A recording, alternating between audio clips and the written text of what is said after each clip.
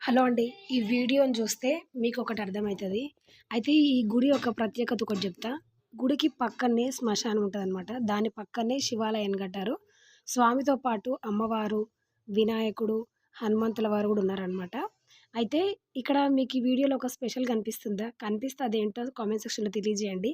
కానీ నేనది షేర్ చెయ్యకుండా ఉండలేకపోతున్నాను. మీరు కామెంట్ సెక్షన్‌లో తెలియజేయడానికి ముందే నేనే దాన్ని రివీల్ చేద్దాం అనుకుంటున్నా. పక్కన స్వామివారి పక్కన అటువైపు, ఇటువైపు దీపాలు వెలుగుతున్నాయి గదా! ఆ కాంతి స్వామివారి పైన పడి 2 కళ్ళలాగా మధ్యలో త్రినేత్రంలాగా 3 కళ్ళు కొట్టొచ్చినట్టు కనిపిస్తుంది గదా! మీరది గమనించుంటే మాత్రం నాకది కామెంట్ సెక్షన్‌లో తెలియజేయండి.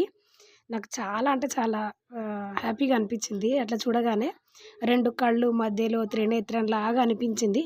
మీకలా ఎంతమందికి అనిపించిందో కామెంట్ సెక్షన్‌లో తెలియజేయండి. నచ్చితే like, share, subscribe. Thanks for watching.